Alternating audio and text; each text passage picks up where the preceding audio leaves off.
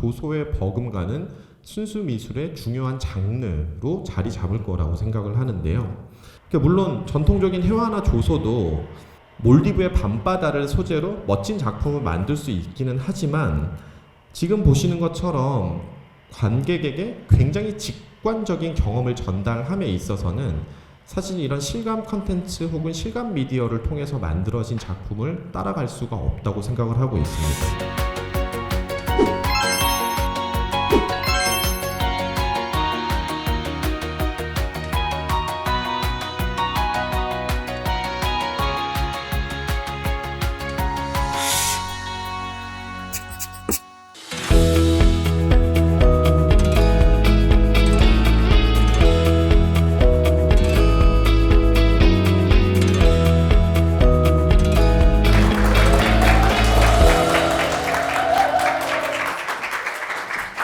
오늘 저는 이제 실감 콘텐츠 기술이라고 해서 이제 저희 회사에서 주로 하고 있는 일을 지칭하는 이런 실감 미디어 기술 혹은 실감 콘텐츠라는 기술이 주로 시각 예술 시장, 미술 시장에 어떤 변화를 만들어내고 있는지를 저희 회사에서 진행을 했던 사례들을 중심으로 해서 설명을 드리려고 합니다. 제가 일하고 있는 그 디스트릭트라는 회사는 디지털 미디어 기술을 활용한 컨텐츠 제작을 통해서 주로 오프라인 공간에서의 공간 경험을 디자인하는 디자인 회사라고 정의를 하고 있고요. 그리고 이제 저희는 오래전부터 저희 회사를 아트텍 팩토리라고 부르고 있는데 컨텐츠를 의미하는 아트와 이제 기술을 의미하는 테크 그리고 이런 것들을 융합하는 일을 하는 회사라고 부르기도 합니다. 저희 회사의 비전은 디지털 경험을 선도하며 새로운 가치를 창출하는 것에 있고요. 그리고 이런 비전을 달성하기 위해서 상상력과 기술의 융합을 통해서 사람들에게 즐겁고 유익한 경험을 선사하는 미션을 수행하고 있습니다. 저희 디스트릭트는 디지털 미디어 기술 환경의 변화에 발맞춰서 회사가 제공하는 서비스를 지속적으로 변경해 왔었고요. 창업 초기인 2004년부터 2008년까지는 주로 다양한 브랜드들의 웹사이트를 제작을 하는 웹 에이전시로 활동을 해왔었고요. 2009년부터 2011년까지는 새롭게 등장하는 이런 미디어 기술을 활용을 해서 주로 대기업들의 오프라인 이벤트, 전시 같은 것들을 도와주는 이런 마케팅 에이전시로 활동을 해왔었습니다. 그리고 2012년부터 지금까지는 이제 오늘 주로 설명드릴 이런 실감 미디어 기술을 활용을 해서 굉장히 좀 다양한 선제적인 실험과 시도들을 진행을 해왔었고요. 그리고 이제 과정에서 많은 시행착오도 있었고 어려움도 있긴 했지만 이제 2020년부터 드디어 좀 안정적으로 성장할 수 있는 이런 지속 가능한 글로벌 디자인 컴퍼니로 성장하고 있는 중입니다. 2년 동안 진행을 했었던 주요 프로젝트들을 보실 텐데요. 이렇게 보시는 것처럼 저희는 이제 새로운 디스플레이 기술과 인터페이스 기술을 활용을 해서 주로 오프라인 공간에서 활용될 수 있는 매력적인 디지털 컨텐츠들을 제작을 해왔습니다. 테마파크나 전시관과 같은 이런 엔터테인먼트 공간들, 그리고 호텔이나 리조트와 같은 집객시설들, 그리고 주요 브랜드들의 이벤트나 쇼와 같은 좀 이런 다양한 오프라인 공간에 적용될 수 있는 디지털 경험을 만들어 왔고요. 그리고 이제 2020년 이후부터는 자체적으로 제작한 컨텐츠를 활용을 해서 도심 속 대형 전광판에 공공미술 작품을 선보이거나 아니면 아르떼 뮤지엄이라는 몰입형 미디어아트 전시관 사업을 B2C 서비스로 제공을 하는 이런 사업도 진행을 해오고 있었습니다. 그래서 영상을 좀 끝까지 보시도록 할게요.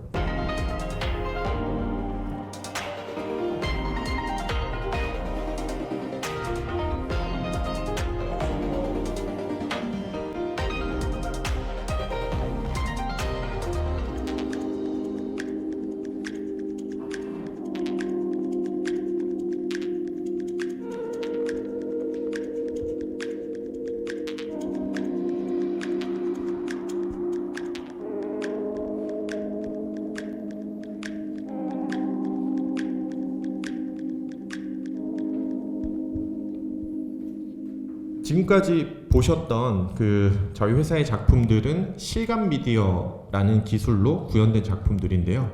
이 실감 미디어 기술은 현실 세계를 가장 근접하게 재현하고자 하는 차세대 미디어로서 현재 사용하고 있는 미디어보다 월등히 뛰어난 표현력, 선명함, 현실감 등을 제공하는 기술이라고 사전적으로 정의가 되고 있고요.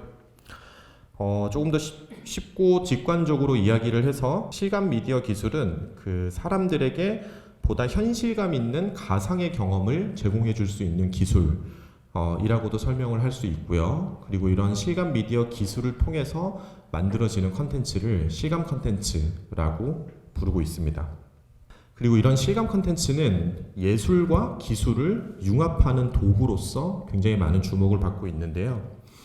그리고 이제 이런 실감 미디어 기술 그리고 실감 컨텐츠라는 것들이 이제 어떻게 보면 더 발전하는 이런 시대에 살고 있다 보니까 이런 예술과 기술이 융합되는 트렌드가 실제 우리가 살아가고 있는 이 시대에 굉장히 빠른 속도로 많은 변화들을 불러일으키고 있는데요. 이걸 설명하기 위해서 우선 기술의 발전이라는 게 미술사에 어떤 변화를 가져왔었는지 과거의 사례들을 통해서 한번 설명을 드리도록 할게요. 흔히 보통 예술은 그 시대를 살아가고 있는 사람들의 생각이나 사회의 어떤 변화의 모습에 영향을 받게 마련인데 기술이 바로 사람들의 생각이나 그 시대에 살아가는 모습에 영향을 미치다 보니까 따라서 기술이 실제로 예술에 있어서 굉장히 많은 변화를 일으키는 요인으로 작용을 해왔었는데요. 한국 사람들이 가장 좋아하는 서양 미술사의 어떤 사조가 인상주의라고 합니다.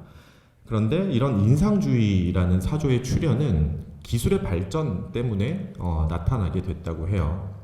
원래 화가들은 인상주의 사조가 등장하기 이전에는 그림을 주로 자신의 아뜰리에, 그러니까 실내에서 정물화나 초상화 같은 것들밖에 그릴 수밖에 없었다고 해요. 이유는 물감이 야외에 들고 나가면 너무 쉽게 빨리 말라버리는 문제 때문에 실내에서밖에 그림을 그릴 수밖에 없었는데 기술의 발전으로 인해서 이제 튜브에 넣어서 야외에 물감을 들고 나갈 수 있는 시대가 도래했고요. 산업혁명으로 인해서 철도라는 새로운 교통수단이 등장을 하면서 과거 그냥 실내에서만 그림을 그리던 화가들이 이제 열차를 타고 마르지 않는 물감을 들고 파리 인근의 교외에 나가서 아름다운 어떤 자연의 빛의 변화를 화폭에 담아내고 그게 바로 인상주의라는 미술 사조가 시작하게 됐던 계기였다고 합니다.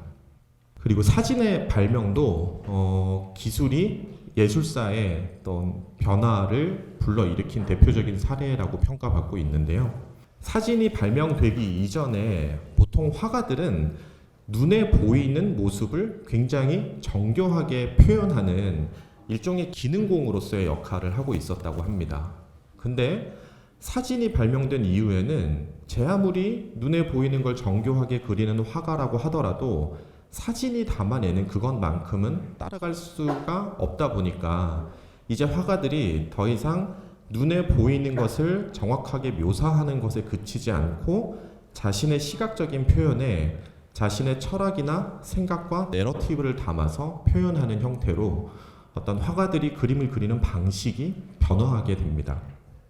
19세기 후반에 입체파, 야수파, 초현실주의와 같은 이런 어떤 근대 미술의 등장과 20세기 현대 미술의 시작 이런 것들이 바로 어떤 사진의 발명 때문에 예술사의 변화를 불러일으킨 대표적인 사례라고 설명을 하고 있죠. 이처럼 새로운 기술은 새로운 예술의 형태와 표현 방식을 가져오는데요. 과거의 이런 사례들처럼 실감 컨텐츠 혹은 실감 미디어 기술이라는 것도 우리가 살아가고 있는 이 시대의 미술 시장에 많은 변화들을 불러일으키고 있는데요. 지금부터 저희 이제 디스트릭트에서 진행을 했었던 프로젝트들의 사례를 통해서 실감 컨텐츠 기술이 미술 시장에 어떤 변화를 불러일으키고 있는지를 한번 보실 수 있도록 하겠습니다. 먼저 공공미술에서의 변화인데요. 여러분들은 공공미술이라는 단어를 들으시면은 뭐가 제일 먼저 떠오르세요?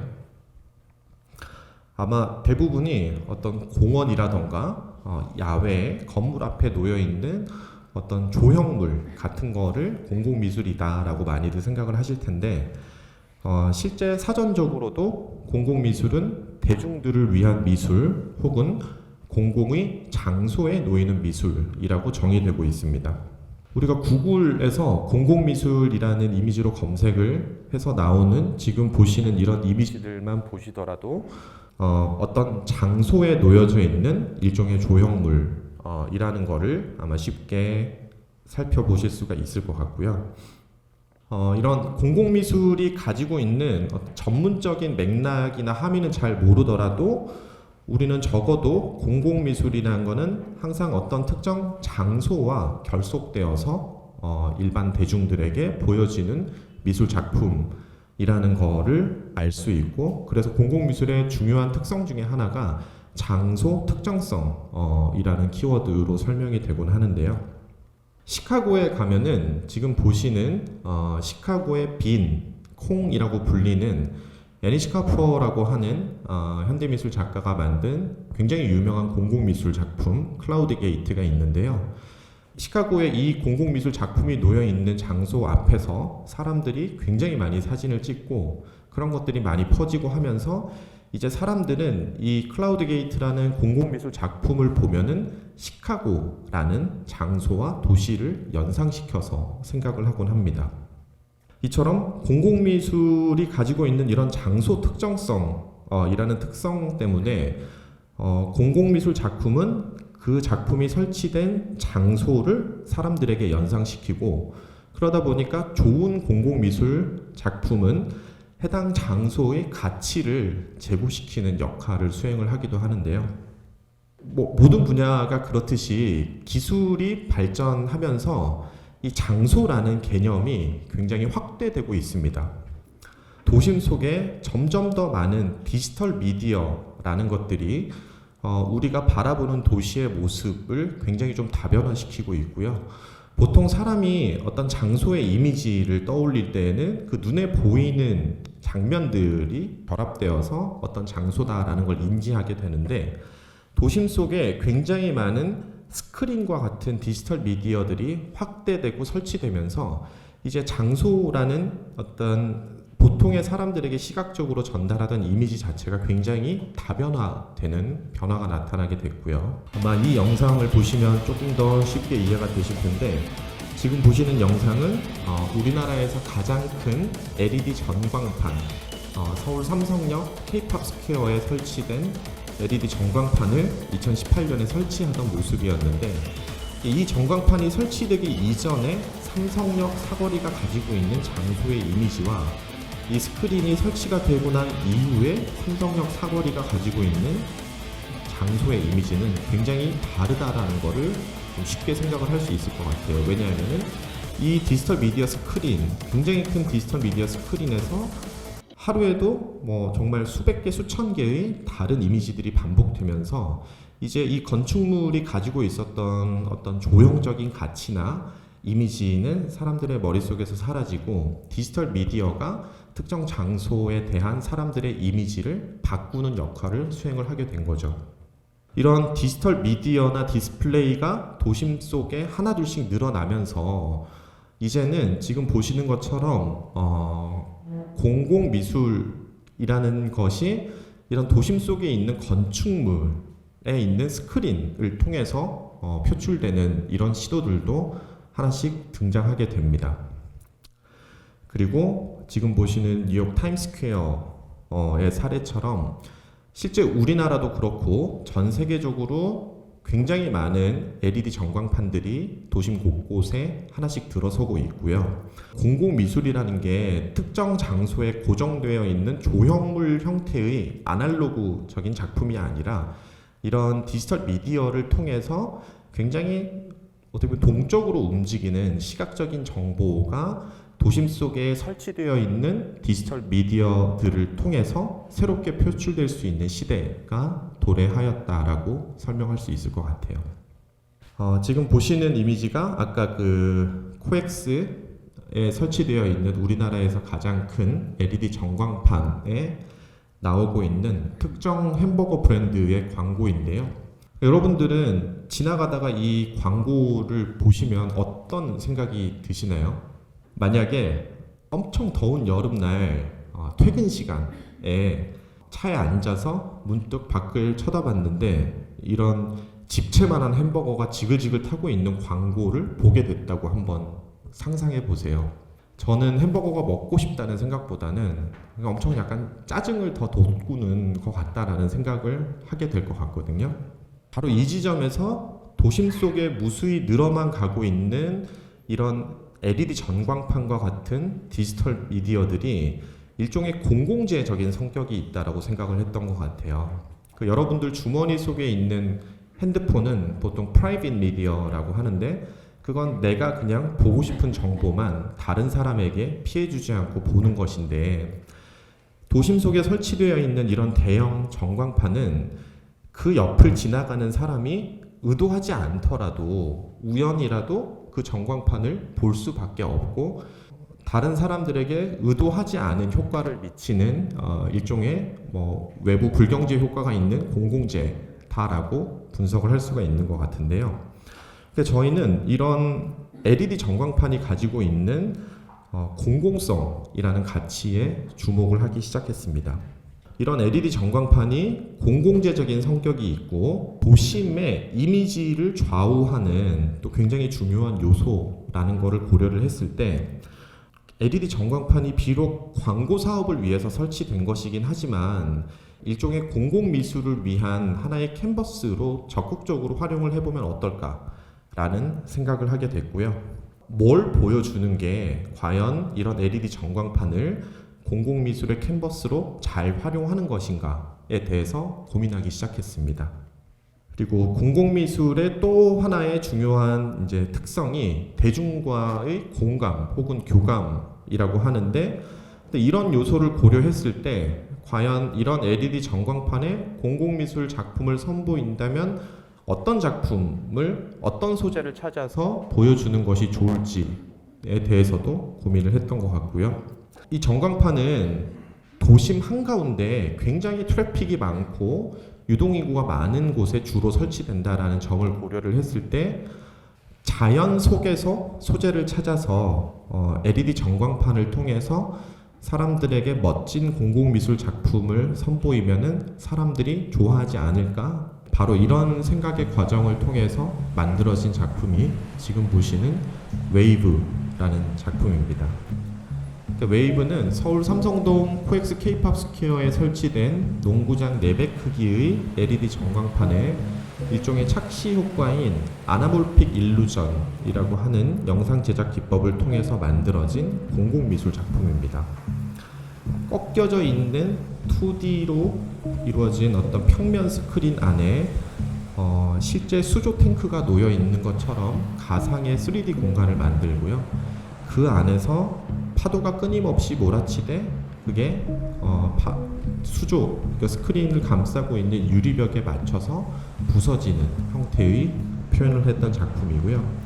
근데 이 작품은 소개되자마자 유튜브를 통해서 전 세계에 굉장히 많은 사람들에게 큰 호응을 얻었고 CNN, 로이터, 포브스 같은 이런 해외의 유수 매체에서도 도심 속에 설치되어 있는 이런 전광판을 굉장히 혁신적으로 활용한 사례이다라고 극찬을 받기도 했었습니다. 그리고 이 웨이브가 등장한 이후에 이런 평면의 LED 스크린을 입체적인 영상을 표현을 하는 어떤 기법으로 활용을 할 수 있는 전 세계적인 트렌드가 만들어지기도 했었죠. 실제 2020년 5월에 웨이브가 상영될 당시에 그 삼성동 K-팝 스퀘어 앞에 모여있던 사람들의 모습을 담은 영상인데요. 저희는 이런 모습을 통해서 첫 번째, 도심 속에 설치되어 있는 LED 전광판이 공공미술을 보여주기 위한 캔버스로 충분히 활용될 수 있구나. 두 번째, 사람들은 자연 속에 있는 소재를 이렇게 공공미술의 작품으로 표현하는 거를 좋아하는구나.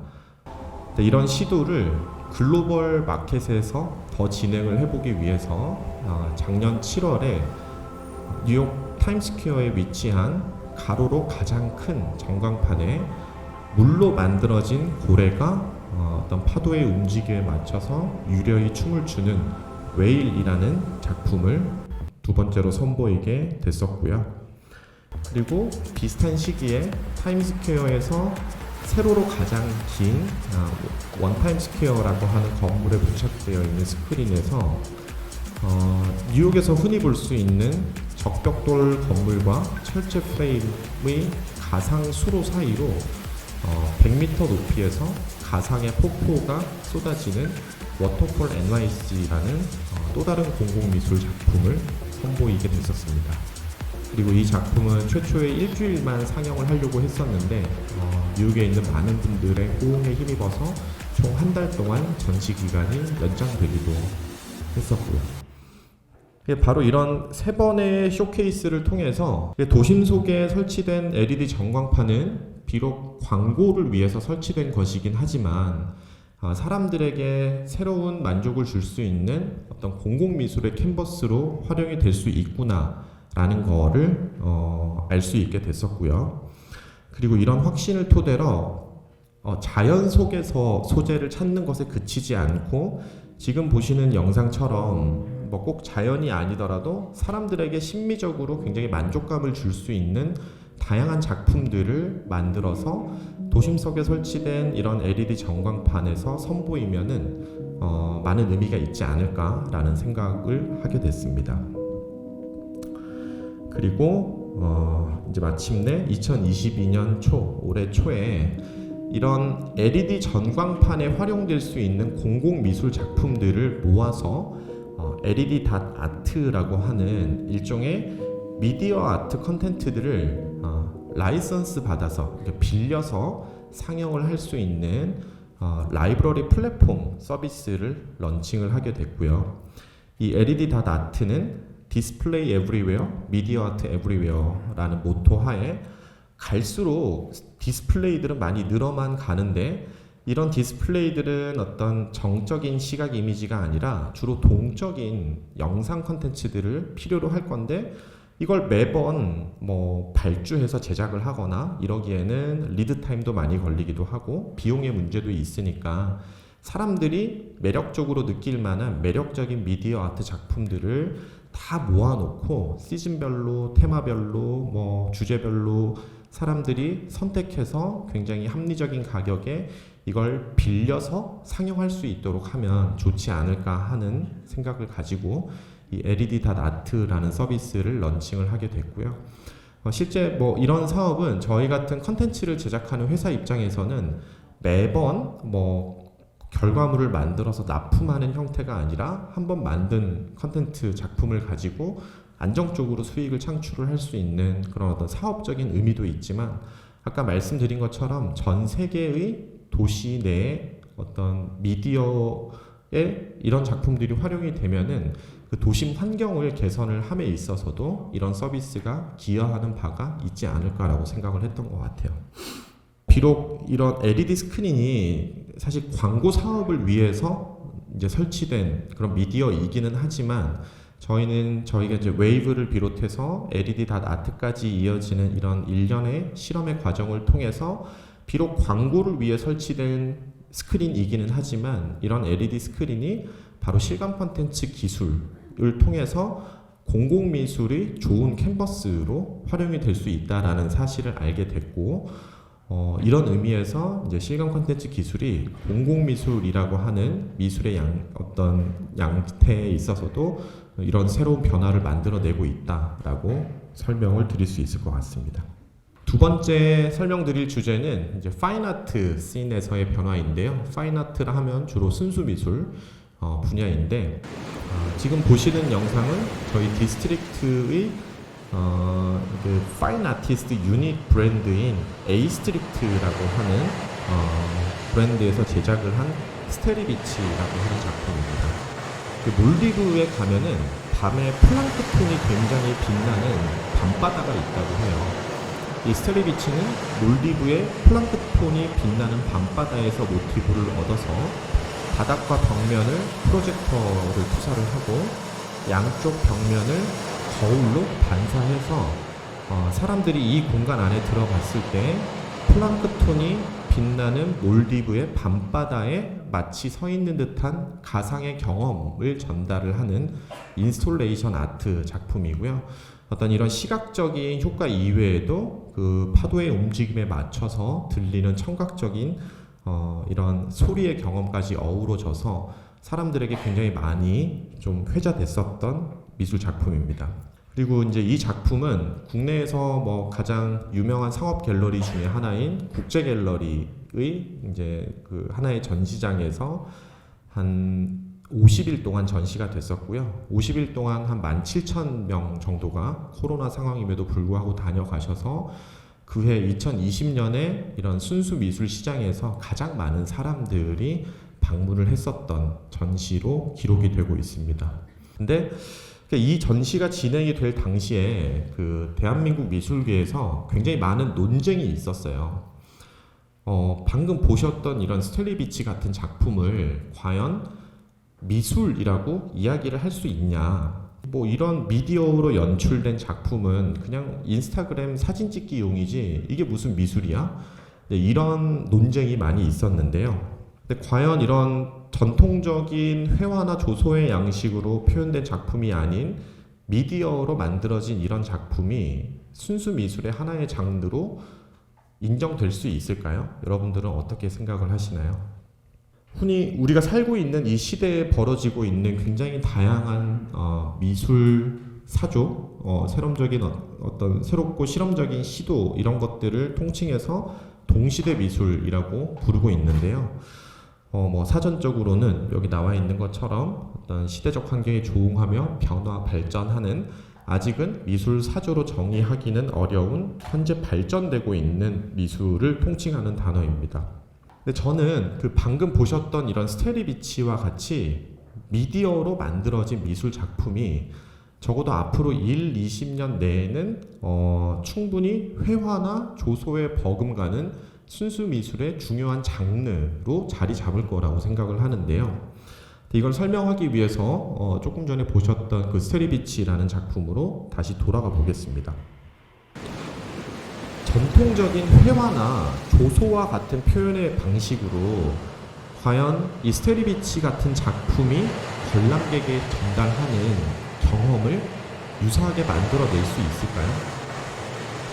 물론 전통적인 회화나 조소도 몰디브의 밤바다를 소재로 멋진 작품을 만들 수 있기는 하지만 지금 보시는 것처럼 관객에게 굉장히 직관적인 경험을 전달함에 있어서는 사실 이런 실감 콘텐츠 혹은 실감 미디어를 통해서 만들어진 작품을 따라갈 수가 없다고 생각을 하고 있습니다. 보통 전통적인 회화나 조소 같은 경우는 그냥 시각적인 어떤 표현이 정적으로 머물러 있고 그걸 보는 관람객이 자신의 상상력을 더해서 그 작품을 이해하고 해석을 해야 되는데 방금 보셨던 이런 작품은 그냥 그 공간에 들어서자마자 굉장히 직관적으로 무엇을 표현하려고 했는지 이런 것들이 사람들에게 잘 전달되기 때문에 저는 이런 실감 콘텐츠로 만들어진 미술 작품은 사람들에게 굉장히 직관적인 커뮤니케이션을 할 수 있는 도구라는 측면에서 전통적인 회화의 표현 양식에 비해서 월등히 우월한 점이 있다고 생각을 합니다. 그렇기 때문에 이런 실감 콘텐츠라는 거는 저는 인류가 사진이라는 새로운 시각 표현의 도구를 발견한 것처럼 또 다른 형태의 어떤 경험을 표현할 수 있는 새로운 저작 도구를 발견한 것만큼의 의미가 있다고 생각을 하고 있고요. 그래서 이런 특성으로 인해서 아마 앞으로 점점 더 많은 형태의 이런 실감 콘텐츠 혹은 실감 미디어를 기반으로 한 미술 작품들이 출현하게 될 거라고 생각하고 있고 1, 20년 내에 우리가 알고 있는 전 세계의 굉장히 유명한 미술관, 박물관에도 이런 미디어로 연출된 미술 작품들이 전시되는 모습을 보게 될 거라고 생각합니다.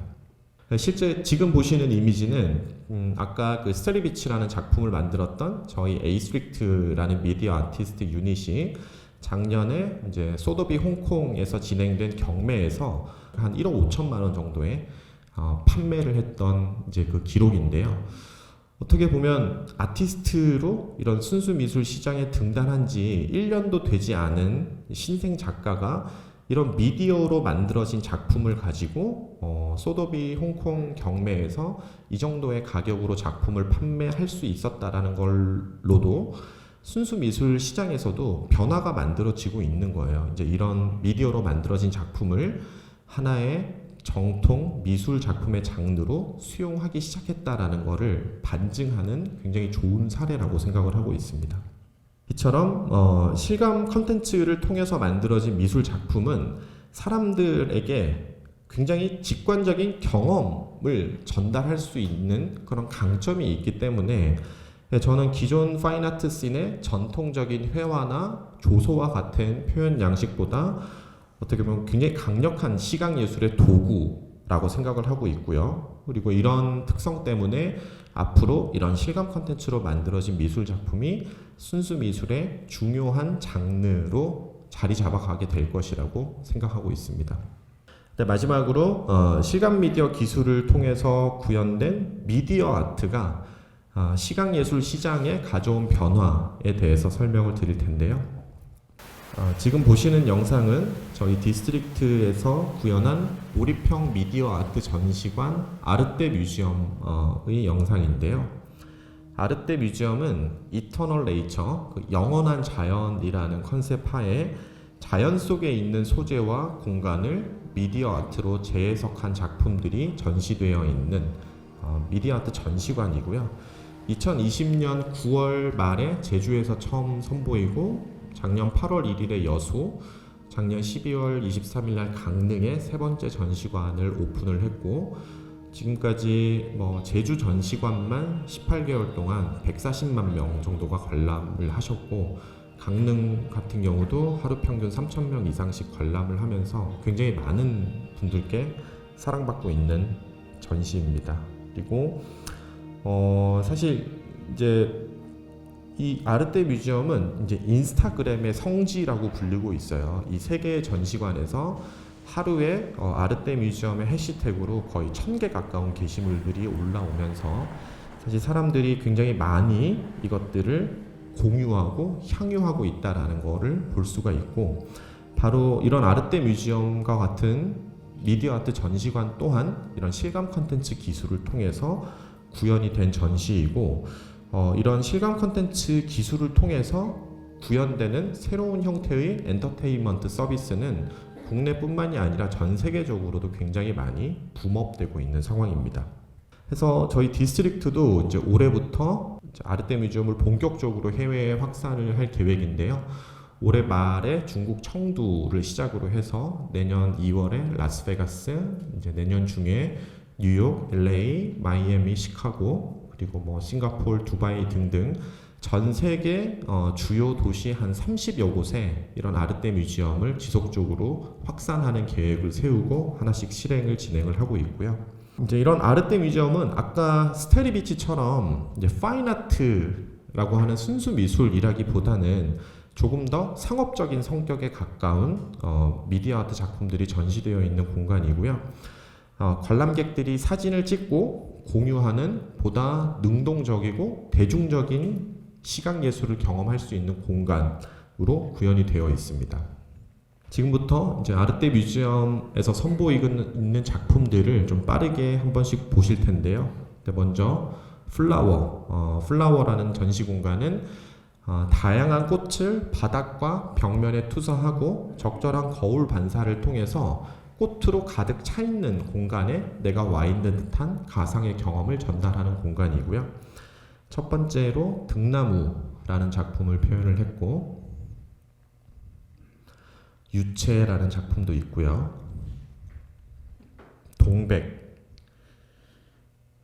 그리고 코스모스 등 이렇게 다양한 꽃들을 활용을 해서 작품을 제작을 해왔습니다. 그리고 물론 이제 앞으로도 해바라기, 매화, 메밀꽃, 수국 이런 식으로 다양한 꽃을 소재로 한 작품들이 계속해서 제작이 될 거라고 보시면 되고요. 또 이제 아르떼 뮤지엄에서는 끝없이 펼쳐져 있는 해변의 모습도 만나보실 수가 있는데요.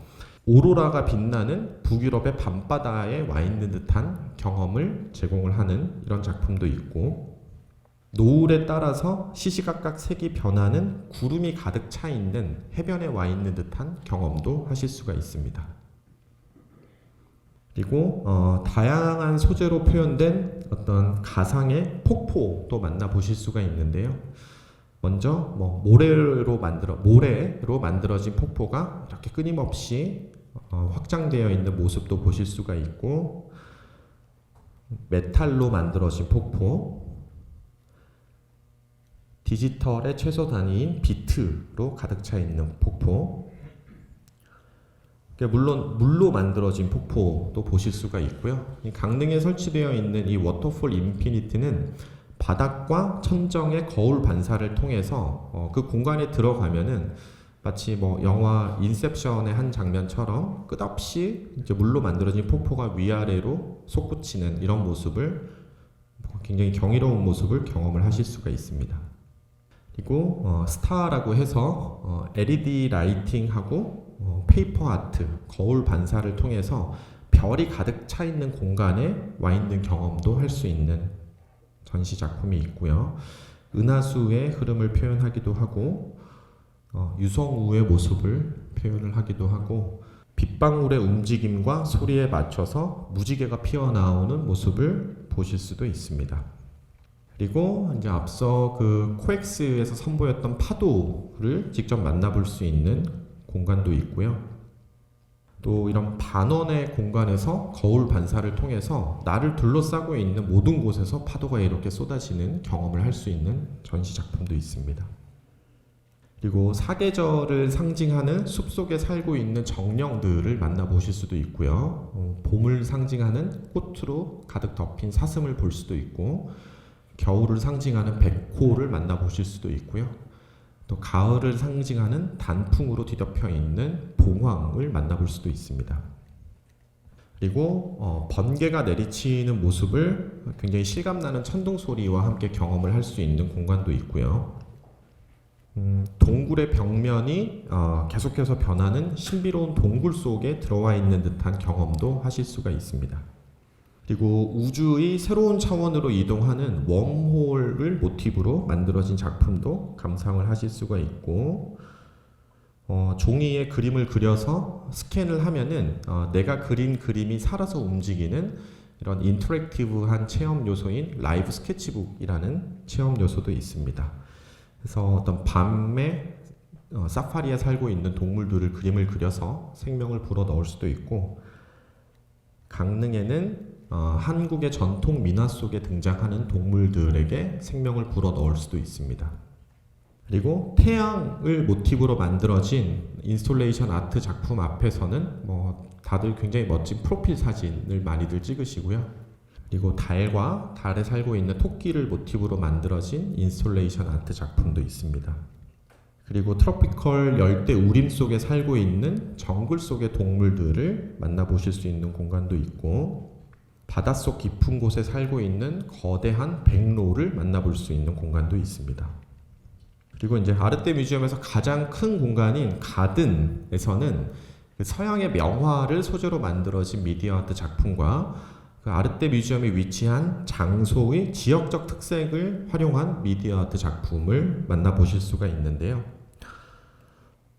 서양 미술사를 대표하는 걸작들의 각 작품에 어울리는 어떤 클래식 음악이 결합이 돼서 가상의 갤러리 형태로 미술 작품을 관람하실 수도 있고요.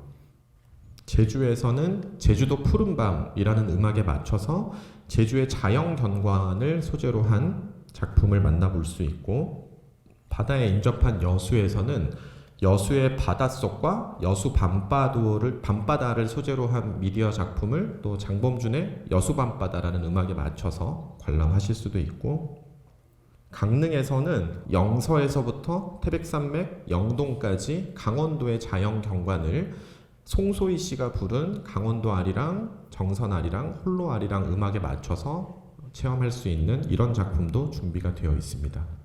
그리고 모든 전시관의 퇴장 동선에는 아르떼 팁바라는 미디어 아트와 함께 즐길 수 있는 비버리지 서비스도 제공이 되고 있고요. 찻잔 위에 장미가 피어나고 차를 마시기 위해서 잔을 들면 장미가 흩어지는 이런 형태의 간단한 인터랙션이 있는 체험 요소이고, 동백을 소재로도 만들어진 것도 있고, 찻잔 속에 달이 담겨 있고 이런 달이 꽃으로 흩어지는 모습도 보실 수가 있습니다.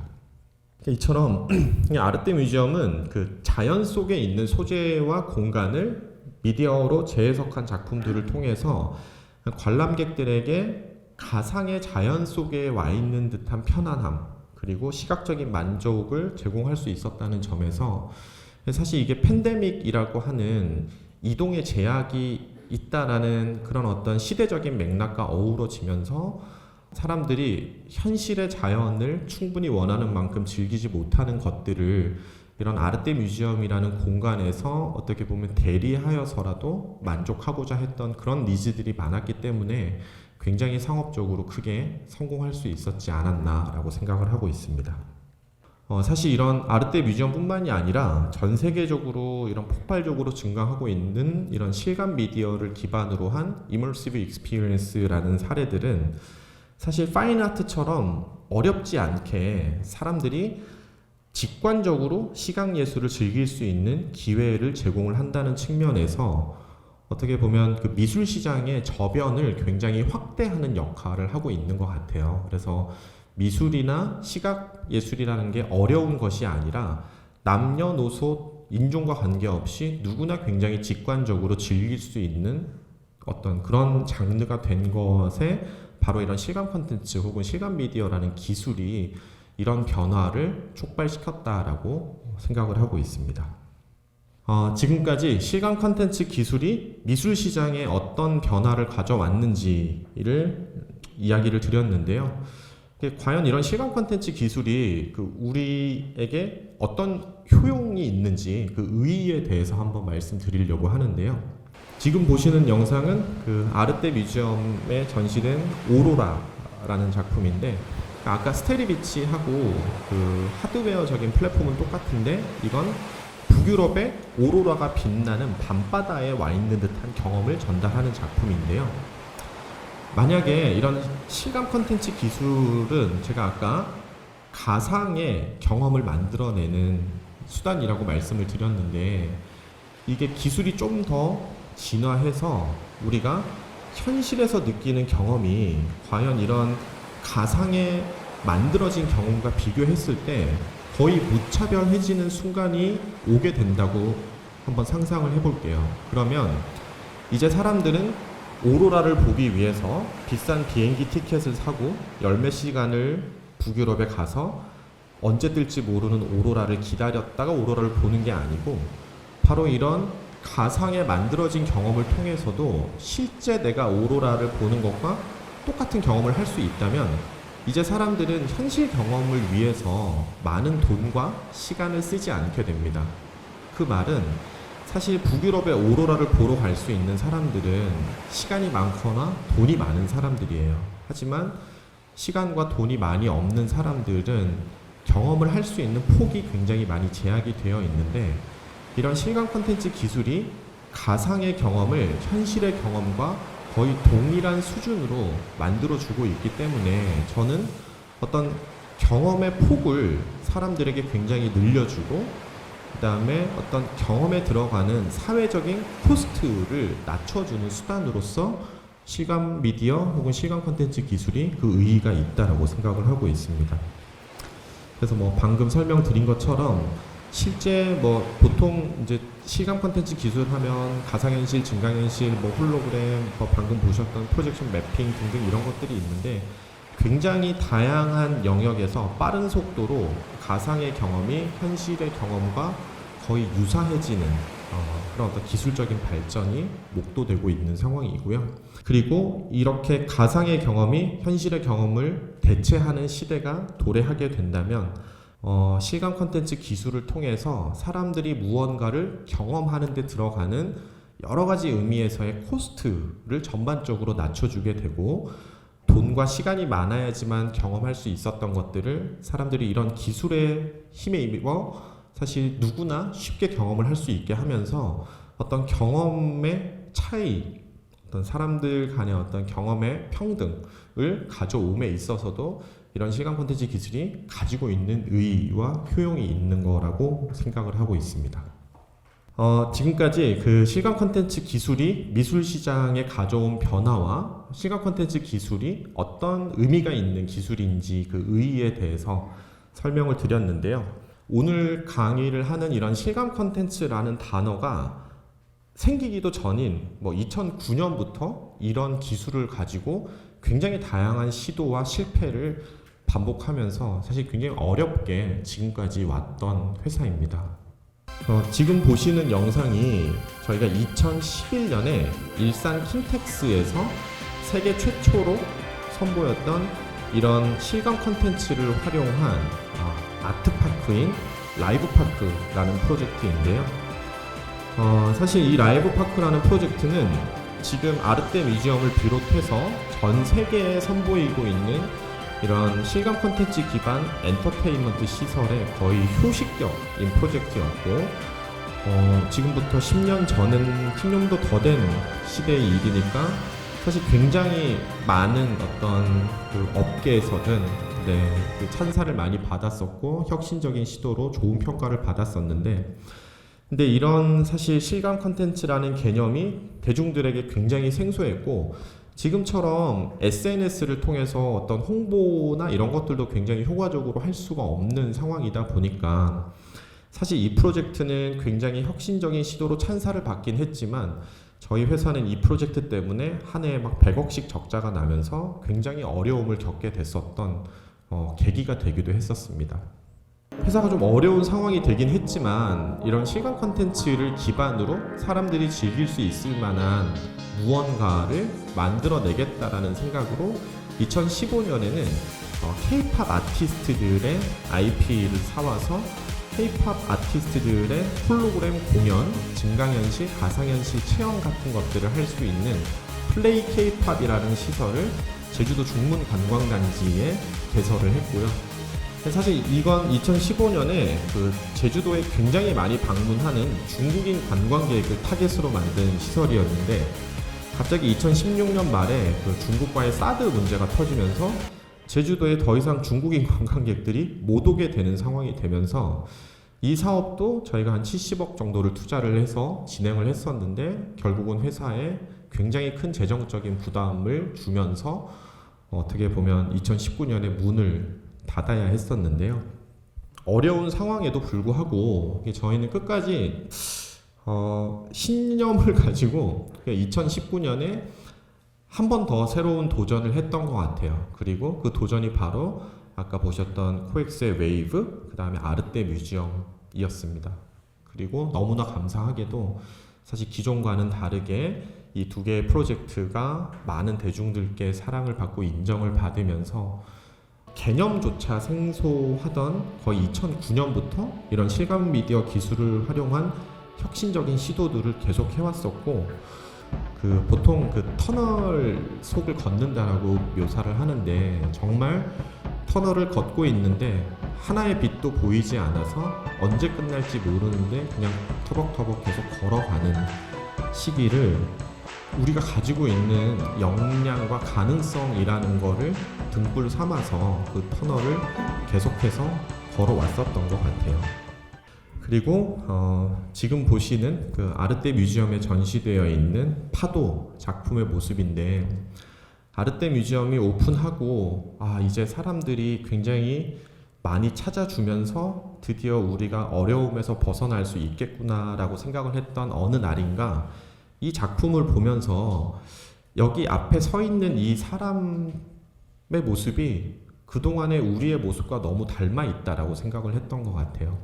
이 웨이브라는 작품은 가상의 유리벽 안에서 집채만한 파도가 끊임없이 몰아치고 그 앞에 사람이 서 있는 형태로 관람을 하는 건데 끊임없이 쏟아지는 이런 파도가 우리가 그동안 겪어왔던 시련과 실패의 과정이었는데 우리는 이 앞에 놓여있는 얇은 유리막이라는 우리의 신념을 믿고 이 파도가 유리막에 부딪혀서 부서질 것이지 우리를 덮치지는 않을 거다라는 믿음과 용기를 가지고 우연히 그 앞에 서 있었던 것 같아요. 그리고 도망가지 않고 그 자리에 서 있었기 때문에 마침내 이 파도가 포말로 사라지는 모습을 볼 수 있었던 거라고 생각을 했었습니다. 정말 어려웠던 시간들을 하나의 어떤 신념과 용기를 가지고 그 자리에 계속 서 있으면서 그게 어떻게 드라마틱하게 바뀌는지를 직접 경험을 해봤었기 때문에 제가 감히 여기 계신 굉장히 많은 인생의 선배님들 앞에서도 정말 아무리 힘든 순간이 있어도 자기가 믿고 있는 그 무엇인가에 대한 신념을 가지고 도망가지 않고 버티면 굉장히 많은 변화가 일어날 수 있었다라는 거를 마지막 메시지로 전달을 드리면서 오늘 강의를 마치려고 합니다. 네, 고맙습니다.